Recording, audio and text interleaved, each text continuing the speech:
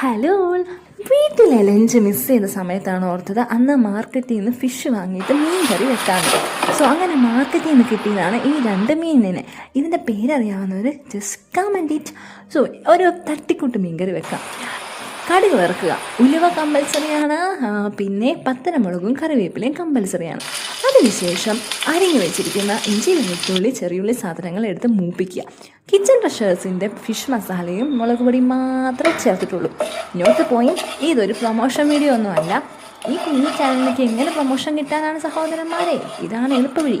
So ഇത് മൂത്ത് കഴിയുമ്പോഴത്തേക്കും അതിൻ്റെ അകത്തേക്ക് പുളിവെള്ളം ഒഴിച്ച്, പുളിവെള്ളം ഞാൻ തിളച്ച് എന്ന് വിളിച്ച് പറയുന്ന പോയിന്റ് വൃത്തിയാക്കി വെച്ചിരിക്കുന്ന മീൻ കഷ്ണങ്ങൾ അങ്ങോട്ട് ഇട്ട് അടച്ച് വെച്ച് തിളപ്പിച്ച് വേവിച്ച് കഴിഞ്ഞാൽ മീൻ കറി റെഡി. ഇനി ഇച്ചിരി ടേസ്റ്റ് കൂടാനായിട്ട് കുറച്ച് എണ്ണയും കുറച്ച് കറിവേപ്പിലയും കൂടെ ചേർത്ത സംഭവം സെറ്റ്. അതേസമയം നമുക്ക് ബാക്കിയുള്ള മീനിനെ ഒന്ന് ഫ്രൈ ചെയ്തെടുക്കാം. എങ്ങനെ ഫ്രൈ ചെയ്തെടുക്കും? ആവശ്യമുള്ള മസാലപ്പൊടികളെല്ലാം ഇടുക, ഇച്ചിരി എണ്ണ ഒഴിക്കുക, ഫ്രൈ ചെയ്യുക. നിങ്ങൾക്ക് വേണമെങ്കിൽ അതിനകത്ത് ഇച്ചിരി കറിവേപ്പിലയും കൂടെ ഇടാം. സോ ഇതൊക്കെയായിരുന്നു നമ്മുടെ ഇന്നത്തെ മെയിനായിട്ടുണ്ടായിരുന്ന ഊണ്. അപ്പോൾ ഇത്രയേ ഉള്ളൂ.